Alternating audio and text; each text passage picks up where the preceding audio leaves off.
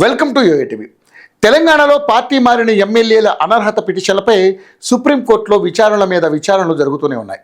గతంలో ఈ కేసుపై తీర్పును రిజర్వ్ చేసిన ధర్మాసనం తాజాగా తుది తీర్పును వెల్లడించింది.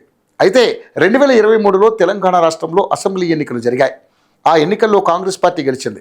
దీంతో బీఆర్ఎస్ పార్టీ గుర్తుపై విజయం సాధించిన ఎమ్మెల్యేలు దానం నాగేందర్, తెల్లం వెంకట్రావు, కడియం శ్రీహరి, పోచారం శ్రీనివాసరెడ్డి, బండ్ల కృష్ణమోహన్ రెడ్డి, కాళే యాదయ్య, ప్రకాష్ గౌడ్, అరికేపూడి గాంధీ, గూడి మహిపాల్ రెడ్డి, సంజయ్ కుమార్లు కొంతకాలం తర్వాత అధికార కాంగ్రెస్ పార్టీలో చేరారు. వీరిపై అనర్హత వేటు వేయాలని పలువురు బీఆర్ఎస్ పార్టీ ఎమ్మెల్యేలు అసెంబ్లీ స్పీకర్ను కోరారు. అయినా స్పీకర్ నుంచి ఎలాంటి స్పందన రాకపోవడంతో పార్టీ ఫిరాయించిన ఎమ్మెల్యేలపై అసెంబ్లీ స్పీకర్ నిర్ణయం తీసుకోకపోవడాన్ని సవాల్ చేస్తూ బీఆర్ఎస్ ఎమ్మెల్యేలు కేటీఆర్, వివేకానంద, పాడి కౌశిక్ రెడ్డి సుప్రీంకోర్టును ఆశ్రయించారు. ఇప్పటికే సుప్రీంకోర్టులో పలుసార్లు పిటిషన్లపై విచారణ జరిగింది. తాజాగా సుప్రీంకోర్టు తుది తీర్పును వెలువరించింది.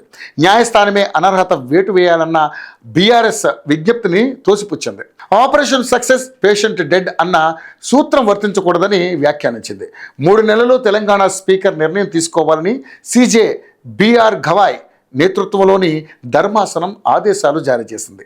3 నెలల్లోగా స్పీకర్ నిర్ణయం తీసుకోవాలని ఏళ్ల తరబడి పెండింగ్లో ఉంచడం సరికాదని సుప్రీంకోర్టు అభిప్రాయపడింది. విచారణ పొడిగించడానికి ఎమ్మెల్యేలు ప్రయత్నిస్తే స్పీకర్ ప్రతికూల నిర్ణయం తీసుకోవచ్చునని న్యాయస్థానం పేర్కొంది.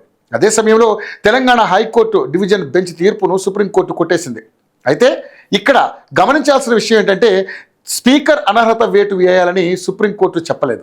బీఆర్ఎస్ పార్టీ దాఖలు చేసుకున్న పిటిషన్లపై నిర్ణయం తీసుకోవాలని మాత్రమే చెప్పింది. అంటే స్పీకర్ 3 నెలల్లో ఆ ఎమ్మెల్యేలు పార్టీ మారారన్న దానికి ఆధారాలు లేవని చెప్పి తిరస్కరించే అవకాశం ఉంటుంది. ఇది కూడా నిర్ణయం తీసుకోవడమే అవుతుంది.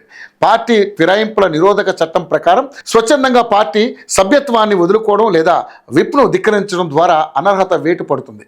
అది కూడా స్పీకర్ మాత్రమే ఆ అనర్హతపై నిర్ణయం తీసుకునే అధికారం ఉంటుంది. దీనికి టైం ఫ్రేమ్ ఏం ఉండదు. ప్రస్తుతం బీఆర్ఎస్ ఎమ్మెల్యేలు తమ పార్టీ మారామని అంగీకరించడం లేదు. కానీ దానం నాగేందర్ మాత్రం కాంగ్రెస్ తరపున పోటీ చేశారు. అందుకే దానం ఒక్కరితో రాజీనామా చేయించాలని కాంగ్రెస్ ప్లాన్ చేస్తున్నట్లుగా ప్రచారం జరుగుతోంది.